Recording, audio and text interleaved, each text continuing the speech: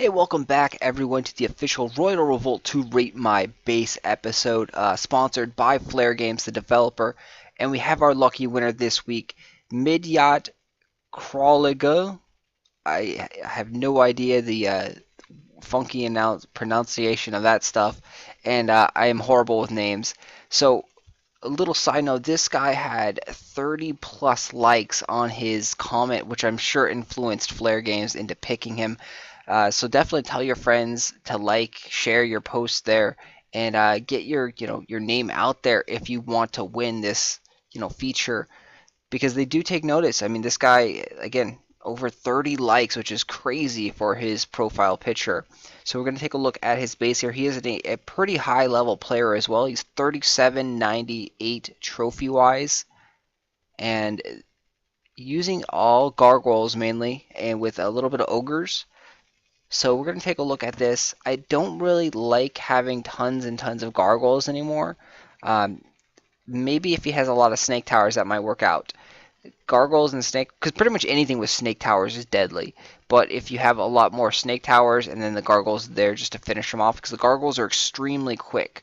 So, combining gargoyles with snake towers, those things both do a tremendous amount of damage to the hero and kill the hero really, really quick. So, I that's good that he has snake towers here, but I would like to see snake towers like as number one or number two spot here in his towers position probably. Of course, I mean, if his snake tower is high enough, it's going to do enough damage by itself, but you get the idea. More snake towers is better.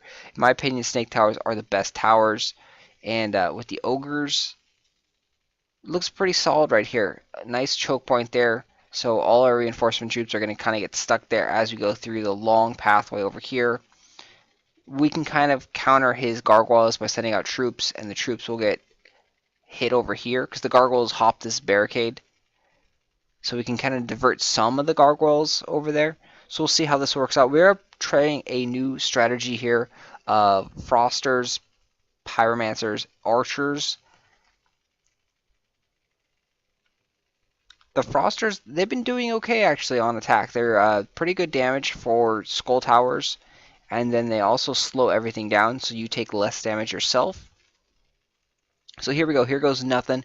We have max level spells, heal, sonic blast, and blade storm. And we probably will actually need to use a scroll or two on this base.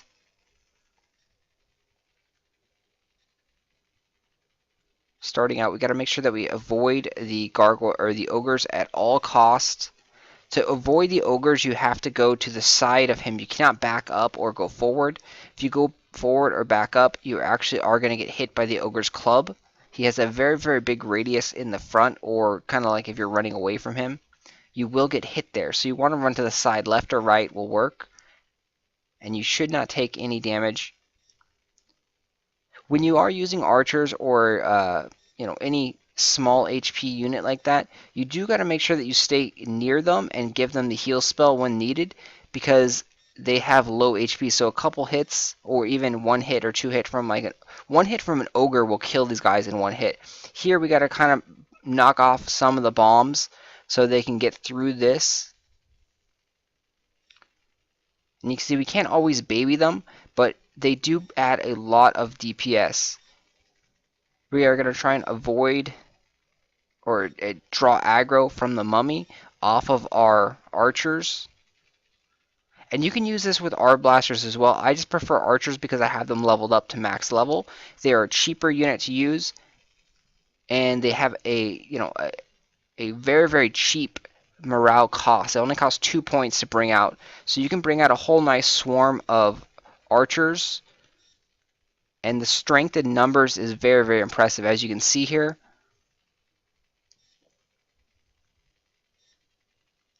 Archers have enough range to actually take down the snake towers as well. So if you are able to get archers next to a snake tower, you can use them to destroy that tower.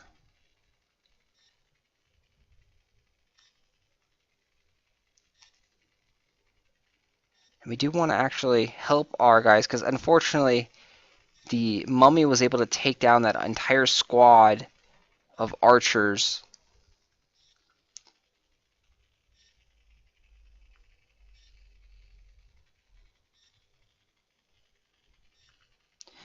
And again, the mummy right there is stunning them and taking down the archers, so it's going to prevent us from beating the castle gate here without using any scrolls. I think we're going to need to use a time warp scroll, so we just don't have enough time.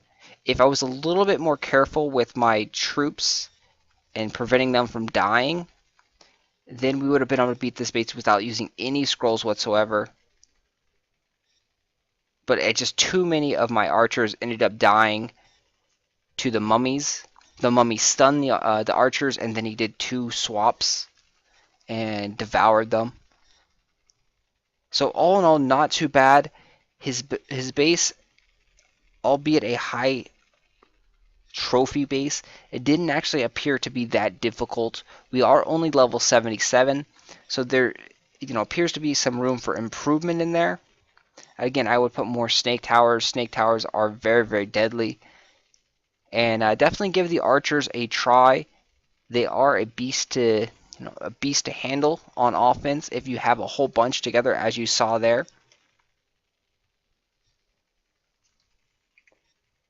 And then don't forget to drop your king name down below in the comments on the official Facebook page, and look for all the alliance news coming out very, very soon, and get ready for a